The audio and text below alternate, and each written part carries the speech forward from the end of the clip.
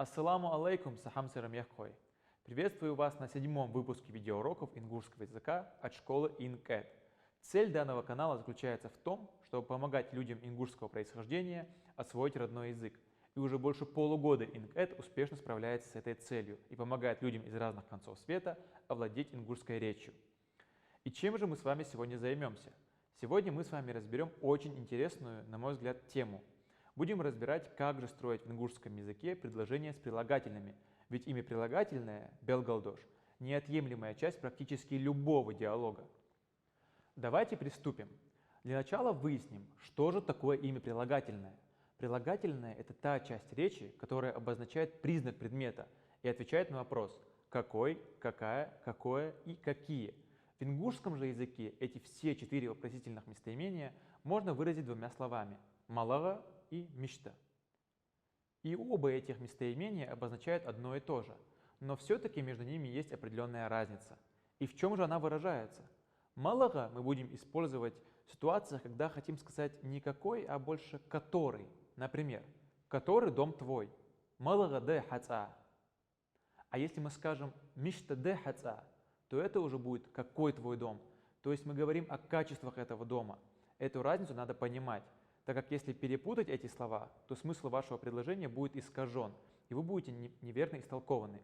А теперь давайте разберем самоустройство имени прилагательного в ингушском языке. В целом нет никаких проблем с тем, чтобы образовать предложение с прилагательным. Нужно просто прибавить это прилагательное к существительному. Как, например, в предложении «В нашем дворе красивые деревья». Тхакуа хозагяныш е.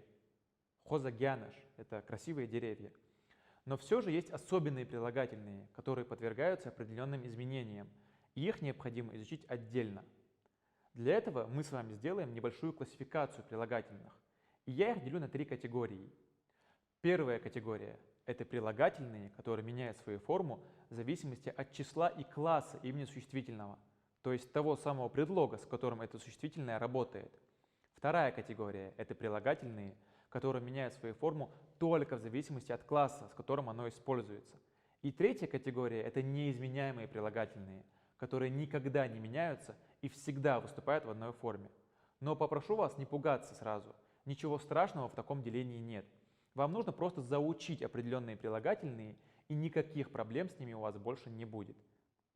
И именно разбором этих самых прилагательных мы с вами сейчас и займемся. Давайте начнем с первой категории, которая, к слову, самая маленькая. В ней всего лишь одно слово, что меняется и по числу, и по классу имени существительного. И это слово «большой» – «дохка». Так вот, в чем же заключается изменение, которым это слово подвергается? А изменение в том, что у этого слова аж 8 форм – «дохка», «вохка», «бохка» и «йохка». И вы сразу же спросите, а как мы должны определять, когда какую из этих форм мы должны использовать? Но все довольно просто. Все зависит от предлога, который вы используете вместе с именем существительного. Например, мальчик – это кянь, с ним мы используем «в».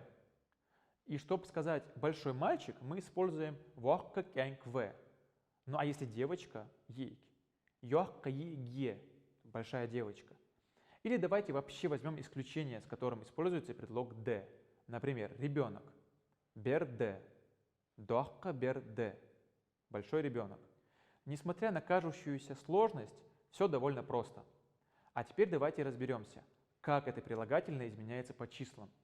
В множественном числе все так же просто. Вместо «дохка» мы получаем «дохки», «бохка» – «бохки», «йохка» – «йохки» и «вохка» – «бохки».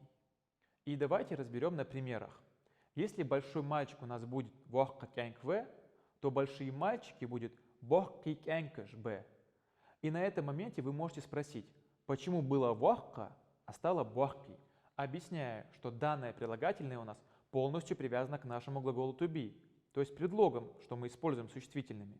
И как мы с вами помним, мужской класс в единственном числе у нас с предлогом «в», а в множественном числе с предлогом «б». Значит, будет «кяньк в», а «кянькаш б». Соответственно, мы получаем «вохка кяньк в» и «бохки кянькаш б». Разберем другой пример. Скажем, этот дом большой. Истца дохка д. А если мы захотим сказать, эти дома большие, то уже будет уж цеnuаш дохкиде. Довольно простой механизм, если попытаться понять принцип его работы. Пойдем дальше. Есть также еще одно прилагательное, что меняется по числам, но не меняется по классам, в отличие от прилагательного дохка. Так вот, это слово замига, маленький. В единственном числе будет замига, а вот в множественном числе будет каги. Замига сак маленький человек, кагинах, это больше как молодые люди, а не маленькие люди. С первой категорией прилагательных мы закончили и можем плавно переходить ко второй, в которой прилагательные меняются только по классам. Данная категория более широкая и в ней больше 10 слов. И разбирать каждое слово по отдельности мы, конечно же, не будем. Но основному принципу, как использовать данные прилагательные, я вас научу. Итак, начнем. Дяха – длинный, деза – дорогой, весомый, дайха – горячий, дяса – пустой, дерста – полный, толстый, диза можно перевести как наполненный. И последнее дяхи – богатый. Ну что ж, сам перечень данных прилагательных мы проговорили. Обязательно запишите их, чтобы не забыть. А теперь давайте выясним, как же они делятся в зависимости от класса существительного, с которым они используются. Возьмем прилагательное «богатый» – дяхи и запишем 4 его формы – дяхи, вяхи, бяхи и яхи. И приведем пару примеров использования этого прилагательного. Например, коротенькое предложение «богатый сосед». И мы скажем «вяхи луалхуа». Почему мы используем «вяхи», а не «дяхи» или «пяхи»? Потому что луалхуа «в», то есть слово «сосед» находится в мужском классе в единственном числе. И с такими словами используется предлог «в». А если мы захотим сказать «богатые соседи», то уже мы скажем «бяхи луалхой». По той же причине, что существительные соседи луалхой находятся в множественном числе мужского или женского классов, и с ним используется предлог «б» – луалхой «б». Соответственно, получаем «бяхи луалхой «б». Разберем еще один пример с другим прилагательным для закрепления. На этот раз выберем слово «дяха» – длинный. И хотел бы отметить, что это слово по звучанию очень похоже на слово «дяхи» – богатый.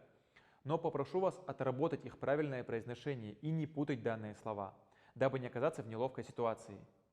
Прикинь, кто-то такой хочет сказать длинное дерево и говорит там яхига, яхига, богатое дерево. И типа, знаешь, даже дерево богатое, а ты нет. Вернемся к нашему прилагательному. Дяха, длинный. Так вот, его 4 формы. Дяха, яха, вяха и бяха. Принцип использования здесь ровно тот же самый, что и с предыдущим прилагательным, что мы разобрали. Но все-таки проговорим на примерах. Возьмем предложение «длинный мальчик».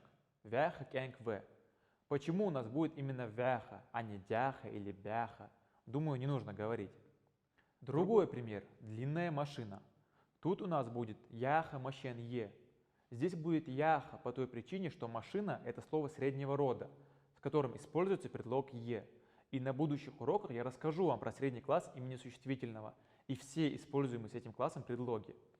И на этом этапе мне хочется верить, что мы поняли, каким образом делить все остальные прилагательные, относящиеся ко второй категории, так как разбирать каждое отдельное прилагательное по отдельности будет слишком долго и утомительно для вас в рамках одного выпуска на YouTube. Но если все же что-то осталось для вас неясным, то вы всегда можете написать мне в моем телеграм-канале и задать любой интересующий вас вопрос. И ссылку на мой телеграм-канал вы найдете в описании к данному ролику. И давайте подведем итоги сегодняшнего занятия. Мы с вами разобрали, какие вопросы мы задаем к имени прилагательному и разобрали основные классификации этих прилагательных. И на этом мы заканчиваем наш урок. И подписывайтесь, как обычно, на Instagram ассоциации ИГАЛ и следите за их деятельностью. И также подписывайтесь на мою Instagram-страницу English Education и следите за обновлениями. Все ссылки также будут в описании к ролику. Я с вами прощаюсь и до новых встреч. Ассаламу алейкум, адика хилашун.